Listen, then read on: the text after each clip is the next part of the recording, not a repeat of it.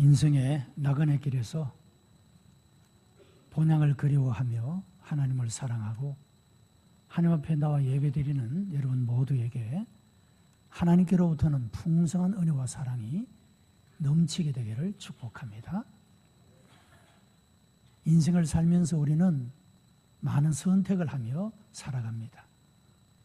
어떤 선택은 내 인생의 삶을 행복하고 아름답게 만들어주는 그런 선택이 있고, 어떤 것들은 그 잘못된 선택으로 때로는 평생의 괴로움을 지고 살아가야 하는 그런 어리석은 선택도 하면서 살아간다고 하는 것입니다. 우리가 어떤 선택을 할 때 지혜롭게 선택해야 한다는 사실을 알면서도 문제는 우리가 어떻게 해야 지혜로운 선택을 하며 살아갈 수 있을지를 알지 못한다고 하는 것입니다. 오늘의 본문은 지혜로운 선택과 미련한 선택의 모습을 보여주고 있습니다. 우리가 날마다 어떤 것들을 선택하며 살아가게 될 때 오늘 말씀이 주는 교훈을 따라서 우리가 지혜로운 선택을 하며 살아가게 될 때 아브라함이 받았던 것처럼 그 개인이 복을 받고 가정이 복을 받고 가문이 복을 받고 나아가 민족과 열방이 복을 받는데 이르게 될 줄로 믿습니다. 아브라함은 하나님께서 갈대아 우리를 떠나 하나님께서 약속하신 가나안 땅으로 가라 하는 말씀을 듣고 순종하여 가나안 땅에 도착하게 됩니다. 그런데 가나안 땅에 도착해 보니 이 가나안 땅은 기근이 들고 사람이 살만한 곳이 되지를 못하였습니다. 그래서 아브라함은 아마 하나님의 그 말씀을 의심하고 하나님의 언약들에 대해서 믿지 못한 것 같습니다. 그래서 아브라함은 풍요롭게 보이는 애굽으로 거주지를 옮겨버리고 말았다고 하는 것입니다. 그런데 이 옮겨간 이곳에서 행복하고 편안한 삶을 산 것이 아니라 오히려 더 큰 문제를 만나게 되었다고 하는 겁니다. 왜냐하니까 자기의 아내 사라가 굉장히 아주 예쁜 아내였는데 그곳에 있는 그 애굽 왕이 이 아브라함의 아내를 탐내고 있었다고 하는 겁니다. 이런 사실을 알고 아브라함은 자기 아내에게 당신은 앞으로 내 아내라 하지 말고 나의 누이라고 하라. 만약에 당신이 내 아내라고 하면 나를 죽이고 당신을 빼앗아갈 수 있으니까 그렇게 하자고 했습니다. 그래서 아브라함의 아내 사레를 누이라고 소개를 하게 됩니다. 그러자 오히려 이 애굽 왕은 이 아브라함의 아내인 사라를 누이라고 했으니까 아무런 거리낌이 없이 아내로 삼고자 데려가게 되어집니다. 아브라함은 자기 옆에 있어야 될 그 아내가 다른 남자 옆에 있는 그런 모습을 생각하면서 얼마나 그의 마음이 상했겠습니까? 그렇다고 거짓말을 했노라고 말할 수도 없고 다시 어떻게 돌이킬 수도 없었다고 하는 겁니다. 그런 가운데 하나님께서 이런 모든 형편을 아시고 하나님께서 그 밤에 애굽 왕에게 계시하시고 나타나셔서 말씀하시기를 그 여자는 아브라함의 아내인데 내가 그 여자를 건드리면 죽게 될 것이다 라고 경고하시게 된 것입니다. 그러자 이 애굽 왕은 아주 정신이 번쩍 들게 되고 내가 남의 아내를 빼앗아 오는 그런 사람이 아닌데 누이라고 해서 내가 데리고 왔는데 그래서 하나님께서 이런 애굽 왕의 그 마음을 아셨기 때문에 이제 이 애굽 왕이 그 아내를 돌려보내게 되어지는 그런 모습을 보게 됩니다. 결국 애굽에 더 이상 거주하지 못하고 애굽을 떠나게 된 아브라함은 그가 가야 할 곳, 비록 기근이 있어서 현재로서는 사람이 살만한 땅이 되지 못했던 그곳이었지만 하나님의 약속과 언약이 있는 그 땅, 그곳에 가서 처음 도착했을 때 제단을 쌓고 하나님의 이름을 불렀던 것처럼 그가 다시 그곳에 제단을 쌓고 여호와의 이름을 불렀더라 하는 말씀입니다. 그런데 이 가나안 땅의 생활을 다시 시작하면서 또 문제가 발생하게 되었다라고 하는 것입니다. 그것은 다른 것이 아니라 조카인 롯과 동고동락했던 그 조카와의 사이에서 불화의 문제가 생겨났다라고 하는 것입니다. 그래서 아브라함은 이런 문제를 해결하기 위해서 아주 중대한 결단을 내리고 그가 지혜롭게 선택하게 됨으로써 이 문제를 잘 극복하게 되고 이 일이 화가 되지 아니하고 자신에게 큰 복이 되게 했던 그런 모습을 보게 되는 것입니다.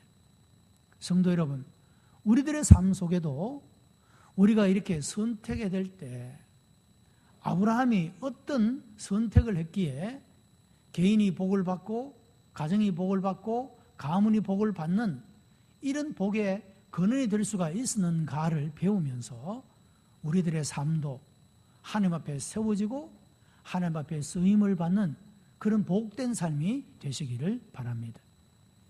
첫째로 아브라함의 선택은 실패를 반복하지 않는 선택이었다라고 하는 것입니다. 여러분, 실패를 원하는 사람은 아무도 없습니다. 그런데 사람은 그 실패를 반복하며 살아가는 모습을 보게 되는 것입니다. 창세기 13장 1절에 아브라함이 애굽에서 나올 새 그와 그 아내와 모든 소유며 롯도 함께하여 남방으로 올라가니라 그렇게 말씀을 합니다. 아브라함이 애굽에서 나올 때 실패자의 모습으로 나온 것입니다. 그곳에 가면 자기의 뜻이 성취되고 풍성한 삶을 살아갈 줄 알았는데 오히려 그곳에서 큰 화를 당하고 부끄러움을 당하고 어려움을 당했던 그런 모습을 가지고 이 가나안 땅으로 다시 나오게 되었다라고 하는 것입니다. 이것은 하나님의 말씀을 따라 움직인 삶이 아니라 자기의 임의대로 자기 자신의 삶의 자리를 바꾸었기 때문에 겪었던 실패였다라고 하는 것입니다. 말할 수 없는 수치와 신앙적인 상처를 가지고 애굽 땅에서 나오게 되었다는 말씀입니다.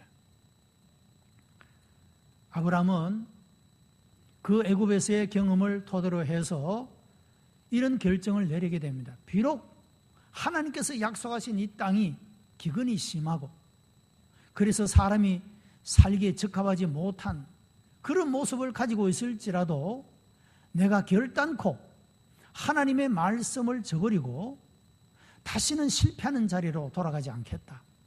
내가 하나님 말씀을 떠났기 때문에 실패할 수밖에 없었고 다시는 내가 그런 실패를 반복하지 않겠다고 하는 그런 결단을 내리게 되었다라고 하는 것입니다.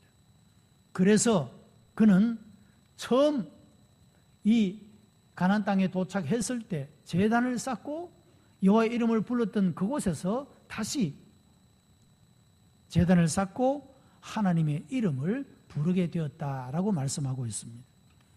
여러분, 아브라함이 다시 드렸던 이 제사는 큰 의미를 가지고 있습니다. 이것은 그 자신이 하나님 말씀을 불순종하고 애굽에 내려갔던 그 일들에 대한 회개와 고백의 제사였을 뿐만 아니라 하나님은 내 연약함과 내 부족함에도 불구하고 하나님의 그 언약을 신실하게 행하시는 그 하나님에 대한 은혜를 찬양하는 예배였다라고 말할 수가 있는 것입니다. 여러분의 오늘의 예배가 그런 예배가 되기를 바랍니다. 우리의 실패를 하나님 앞에 내 잘못으로 하나님을 떠났기 때문에 실패했다는 사실을 인정하고 고백하며 하나님 앞에 예배를 드리고 그리고 그럼에도 불구하고 하나님은 나를 버리지 아니하시고 나를 인도하시고 오늘도 예배의 자리에 불러주시고 하나님의 이름을 부를 수 있도록 나를 인도하신 그 하나님을 찬양하고 감사하는 예배, 이 예배가 되어야 한다는 것입니다. 우리가 실패한 이후에 중요한 것은 우리가 어떻게 하느냐, 실패한 후에 우리가 어떻게 하느냐, 이것이 보다 더 중요한 문제라고 말할 수가 있습니다. 아브라함은 실패의 원인을 찾아냅니다. 그것은 하나님을 떠났기 때문이었다. 그래서 그는 다시는 실패하지 않기 위해서 하나님께로 돌아오고 하나님께서 머물라고 하신 그 장소에 순종하여서 거하는 그런 아브라함을 볼 수가 있는 것입니다. 하나님께서는 실패를 통하여 성숙한 신앙의 사람으로 훈련시키는 그런 모습을 보게 됩니다. 성경에 나오는 믿음의 거인들은 모두가 다 온전하고 완전한 사람이 아니라 그들도 넘어지고 실패했지만 그것을 통해서 하나님의 교훈을 배우고 이 세상의 어떤 것보다도 하나님께 우선적 가치가 있음을 확신하고 깨달았기 때문에 그들이 비록 실수했던 때가 있고 실패했던 때가 있었지만 다시는 실패를 반복하지 아니하고 하나님께서 기대하시고 원하시는 삶을 살아갈 수 있게 되었다고 하는 것입니다. 우리도 더 이상 실패를 위한 선택을 해서는 안 됩니다. 아브라함이 하나님께 아름답게 쓰임받고 복을 받았던 것은 신앙의 실패를 다시 반복하지 않는 그런 선택을 했기 때문이라고 하는 것입니다. 사랑하는 성도 여러분, 하나님이 말씀하신 그 자리로 돌아가는 이것이 바로 지혜로운 선택이고 다시는 실패를 하지 않는 그런 선택이 될 수가 있다라고 하는 것입니다. 우리가 가만히 뒤돌아보면 우리의 실패는 정직하게 고백하면 하나님을 떠났기 때문입니다. 하나님의 말씀을 불순종했기 때문에 우리의 삶 속에 그런 환난과 고난과 어려움과 역경들이 있어 왔음을 정직하게 고백하지 않을 수 없다는 겁니다. 그것이 관계의 파괴이든 물질의 손해였던 간에 말이죠. 어떤 것이든지 간에 하나님께 불순종하고 하나님 뜻대로 응답하는 삶을 살지 못했기 때문임을 우리가 기억하고 다시는 그런 실패의 자리로 나아가지 않는 선택을 해야 한다는 교훈입니다. 두 번째는 소유의 가치보다도 인간관계의 아름다움에 더 가치를 둔 선택을 했다라고 하는 것입니다. 여러분, 보통 다툼의 원인은 물질 때문에 일어나는 것을 보게 됩니다. 그리고 그것이 소유가 적을 때, 가난할 때보다도 소유가 넉넉할 때 더 많은 다툼이 일어나는 것을 보게 되는 것입니다. 여러분, 젊은 사람들은 옛날 이야기하면 싫어한다고 합니다. 그 옛날 여러분 어렵게 사실 때는 한 방에 말이죠. 가족이 7명, 8명 그냥 한데 모여서 살았잖아요. 방 한 칸에. 그래도 다 잘 살았습니다. 요즘에는 다 각각 핵가족 흩어져서 다 자기의 집을 가지고 살아갑니다만은 옛날처럼 화목하고 그렇게 정이 많아 보이는 것 같지는 않습니다. 어떻게 보면 그냥 체면치레나 하고 그저 형식적인 인사치레만 하고 그렇게 가족들 간에 너무도 많은 사람들이 그런 모습으로 살아가고 있다는 것입니다. 여러분, 아브라함은 자기 자신의 소유보다도 관계를 더 중요시하는 그런 가치관을 가지고 살아갔다고 하는 겁니다. 그래서 이 아브라함의 가정에 문제가 생겼습니다. 롯의 소유와 아브라함의 소유가 많아져서 이제는 이 목초지가 좁아졌습니다. 그래서 아브라함의 목자와 롯의 목자가 서로 목초지를 차지하기 위해서 서로 다투게 된 것입니다. 아브라함은 이런 문제를 더 이상 둘 수가 없다고 생각하고 이제 그 문제를 해결하기 위해서 노력하는 그런 모습을 보게 됩니다. 이런 문제는 우리가 인생을 살아가면서 분쟁과 다툼을 결코 피할 수는 없다는 겁니다. 생각이 다르고 또 의견이 맞지 아니하면 분쟁하고 다툴 수 있게 됩니다.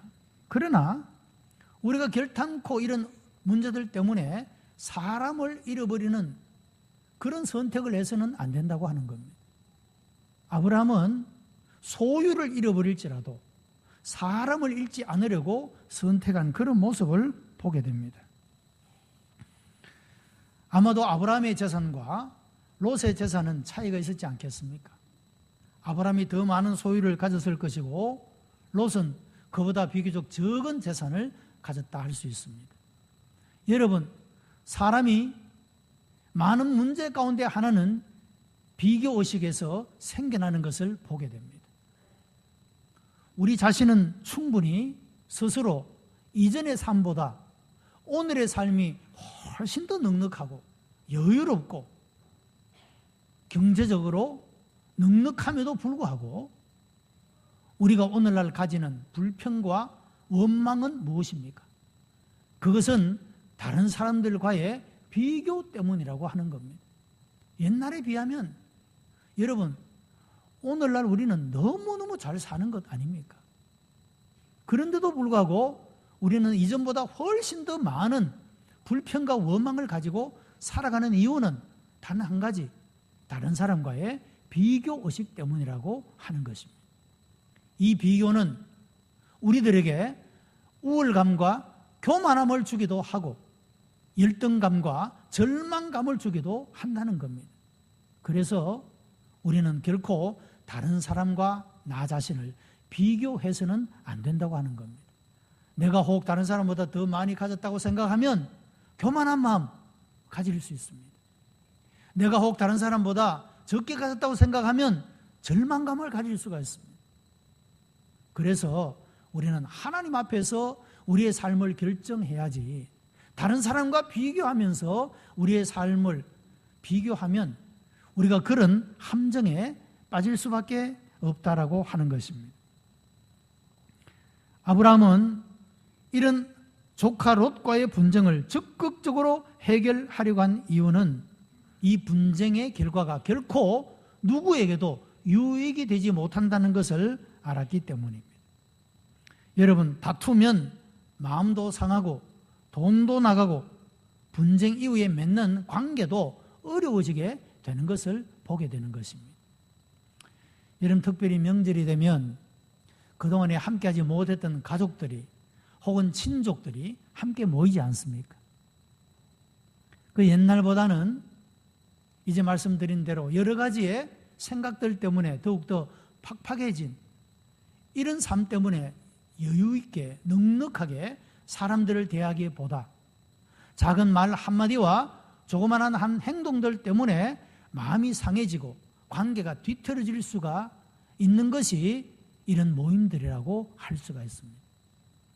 자, 여러분, 그리스도인들은 어떤 나 자신의 이익이나 소유보다도 그 관계를 중요시 해야만이 화목하게 하는 사람이 될 수가 있다는 겁니다.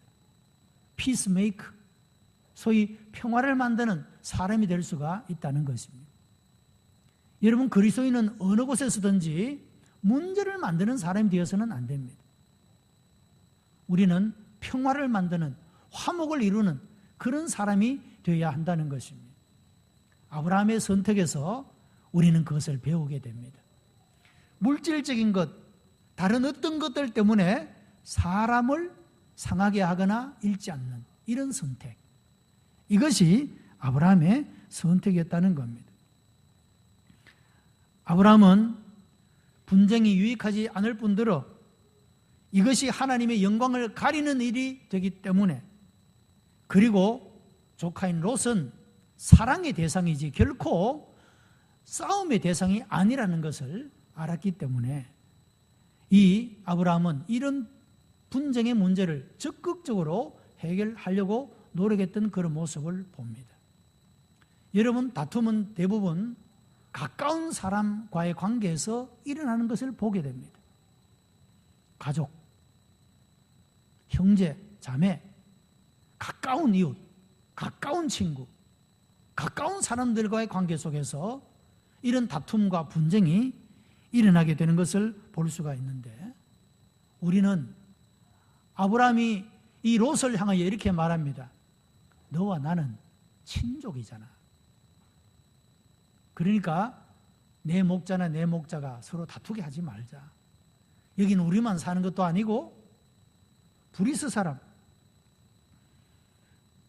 이런 이방 사람들도 살고 있는데 우리가 매일 하나님의 제단에 나가 하나님의 이름을 부르고 예배를 드리면서 우리가 다시 돌아서서 싸우고 이런 모습을 보면 그 사람들이 우리를 우습게 볼 뿐만 아니라 하나님의 이름을 어떻게 보겠느냐는 거죠. 그래서 아브라함은 우리 다투지 말자, 그렇게 화목하게 하는 그런 모습을 보게 되는 것입니다. 아브라함은 롯은 다툼의 대상이 아니라 사랑할 대상임을 그렇게 인식하고 있었다라고 하는 것입니다. 여러분, 우리가 혹 나와 관계가 전혀 없는 사람과 다투게 될지라도 그 사람은 선교의 대상이라는 사실을 우리가 기억하게 된다면 우리는 그 모든 사람들과의 관계 속에서 우리는 좀 더 여유롭고 넉넉한 마음으로 평화를 만드는, 화목을 이루는 그런 사람이 될 수가 있다라고 하는 것입니다. 성경은 우리가 이런 마음을 가지고 하나님 앞에 기도드리면 그 기도를 응답하지 아니하신다고 말씀하고 있습니다. 다툼은 피차 서로를 망하게 할 뿐더러 하나님의 영광을 가리게 되고 그리고 선교의 문을 막게 된다는 것을 기억하고 우리들이 무엇보다도 사람을 잃지 않도록 관계의 회복을 이루어 나갈 수 있도록 선택할 수 있는, 이것이 지혜로운 선택이 된다는 것을 배우게 되는 것입니다. 아브라함이 분쟁을 해결하기 위해서 그는 먼저 조카에게 다가가고 있습니다. 여러분, 보통은 아랫사람이 윗사람을 찾아가는 것이 일반적인 상식입니다. 그런데 아브라함은 조카인 롯을 자기가 찾아가는 것을 보게 됩니다. 이것은 자존심을 내려놓고 기득권을 포기하는 것을 의미하는 그런 행동이라고 할 수가 있습니다. 여러분, 사람들이 문제를 해결하지 못하는 원인 가운데 하나는 그 자존심을 내려놓지 못하기 때문임을 보게 됩니다. 아무것도 아닌 자존심, 그것 때문에 마치 외나무 다리에서 니도 죽고 나도 죽자, 그런 식으로 살아갈 때가 얼마나 많으냐 하는 겁니다. 여러분, 악한 사람들의 심성 속에는 그런 마음이 있습니다. 너도 죽고 나도 죽자는 거지. 제일 안 좋은 싸움이 이런 싸움입니다. 그런 마음으로 피차 싸우면 갈라디아 5장에서 말씀하고 있는 바와 같이 피차 물고 먹으면 망하게 된다라고 말씀하고 있는 것입니다. 아브라함은 자기의 자존심을 다 내려놓습니다. 그리고 자기의 모든 기득권도 포기하는 그런 모습을 보게 됩니다. 손해를 감수하겠다는 겁니다. 롯으로 하여금 사방을 둘러보고 내가 좋은 땅을 먼저 선택해라, 그렇게 말을 하게 됩니다. 여러분, 이제 목초지가 너무 좁아서 자기들의 소유가 많아졌기 때문에, 없을 때는 괜찮았는데 소유가 많아지니까 목초지가 좁아서 매일매일 서로 차지하려고 다투게 되는 겁니다. 그래서 이제는 땅을 갈라서 헤어지는 것이 좋겠다. 그래서 이 롯으로 하여금 먼저 선택하게 합니다. 내가 보기에 좋은 땅을 먼저 선택하라는 겁니다. 그래서 롯은 소돔과 고모라, 비옥해 보이는, 기름져 보이는 그 땅을 선택하여서 가게 되고, 아브라함은 하나님이 약속한 땅, 그 땅에 머물러 있게 되어지는 그런 모습을 보게 됩니다. 자, 아브라함은 이런 분쟁을 해결하기 위해서 자존심도 내려놓고 기득권도 포기하고 손해를 감수하고 그 분쟁을 해결하고 있는 그런 모습을 보게 되는 것입니다. 잠언 15장 17절에 채소를 먹으며 서로 사랑하는 것이 살진 소를 먹으며 서로 미워하는 것보다 나으니라, 그렇게 말씀을 하고 있습니다. 여러분, 분쟁 자체가 가져다 주는 멸망을 생각한다면 우리는 어떤 희생을 치르고서라도 내 자존심과 기득권을 다 내려놓고서라도 그 분쟁을 해결해야만 할 것입니다. 아브라함은 이런 선택을 했다, 그런 말입니다. 우리들의 삶 속에 자주 발생할 수 있는 이런 문제들도 우리가 이것은 하나님의 약속이 있는, 하나님의 언약이 있는 삶의 태도이기 때문에 우리가 이런 선택을 하는 것에는 결단코 후회도 없고 이것이 우리 자신에게 복이 된다라고 하는 사실입니다. 세 번째, 아브라함은 하나님의 약속을 선택했습니다. 12절 말씀에 아브라함은 가나안 땅에 거하였고 롯은 평지 성읍들에 머무르며 그 장막을 옮겨 소돔까지 이르렀더라, 그렇게 말씀을 합니다. 자, 여러분, 어떤 이유에서든지 동고동락했던 조카 롯이 아브라함을 떠나갔습니다. 얼마나 허전하고 고독했겠습니까? 또 얼마나 속이 상했겠습니까? 롯이 선택했던 땅은 비옥하고 기름졌습니다. 자기가 살고 있는 땅은 척박합니다. 그것을 볼 때마다 얼마나 마음이 속이 상했겠어요. 아무리 그래도 그렇지, 조카가 삼촌이 먼저 선택하라고 자기가 좋은 땅 싹 골라가지고 택하여 가고 나를 여기에 남겨두었다, 인간적으로 생각하면 얼마나 속이 상했겠습니까? 그러나 아브라함이 이 땅을 떠나지 않았던 이유는 하나님께서 약속하신 땅이기 때문입니다. 이것이 중요합니다, 여러분. 지금 내가 살고 있는 이 땅이 인간적인 눈으로 볼 때 비옥하냐 기름지냐 이것이 중요한 게 아니라 내가 지금 살고 있는 이 땅이 하나님의 약속의 땅이냐 그렇지 않느냐, 이것이 중요했다는 것이죠. 아브라함이 여러분 애굽 땅을 나오면서 무슨 생각을 했을까요? 내가 이렇게 애굽에 내려가서 큰 고생을 하고 큰 위기를 만났던 것은 하나님의 약속의 땅을 떠났기 때문이라는 철저한 그런 회개의 고백을 했지 않습니까?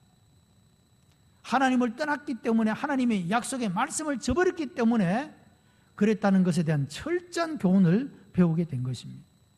그리고 아내를 누이라고 생각해서 하마터면 그 아내를 잃어버릴 뻔했던 이런 일을 겪으면서 내 인생은 내 힘으로, 내 지혜대로 마음대로 되지 않는다는 것도 깨닫게 되는 것입니다.